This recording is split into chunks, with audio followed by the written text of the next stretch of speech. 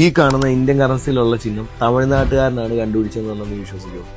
തമിഴ്നാട്ടുകാരനോ? അതെ, 15 വർഷം മുമ്പ് ഈ ഒരു ചിഹ്നം ഇന്ത്യൻ കറൻസിയിൽ ഇല്ലായിരുന്നു. അതിന് പകരം റുപ്പീസ് എന്നും INR എന്നാണ് അറിയപ്പെട്ടിരുന്നത്. മെയിൻ പ്രശ്നം എന്താണെന്ന് ചോദിച്ചു കഴിഞ്ഞാൽ, പാകിസ്ഥാന്, നേപ്പാള്, അതുപോലെ ശ്രീലങ്ക പോലുള്ള രാജ്യങ്ങൾ ഇന്ത്യൻ മണിയെ അവരുടെ ട്രേഡിങ്ങിന് വേണ്ടി യൂസ് ചെയ്തിരുന്നു, അതുപോലെ സേവിങ്സിന് വേണ്ടി യൂസ് ചെയ്തിരുന്നു. ട്രേഡിങ് ചെയ്യുന്ന സമയത്ത് പലപ്പോഴും അവർക്ക് എക്സ്ചേഞ്ച് റേറ്റിൽ കൺഫ്യൂഷൻ വന്നിരുന്നു. അത് കാരണം യൂറോയ്ക്കും ഡോളറിനും ഉള്ളതുപോലെ തന്നെ ഒരു യുണീക്ക് ഡിസൈൻ ഗ്ലോബൽ മാർക്കറ്റിന് സ്റ്റാൻഡ് ഔട്ട് ആയിട്ട് നിൽക്കാൻ വേണ്ടി ഇന്ത്യൻ കറൻസി കൊണ്ടുവരാൻ തീരുമാനിച്ചു. അങ്ങനെ കോമ്പറ്റീഷൻ വെച്ചു. 3000-ഓളം പേര് അതിൽ പങ്കെടുത്തു. അതിൽ ആകെ ഒരേ ആളുടെ മാത്രമാണ് ഡിസൈൻ ഏറ്റെടുത്തത്. അത് തമിഴ്നാട്ടുകാരൻ ഉദയകുമാറിന്റെ.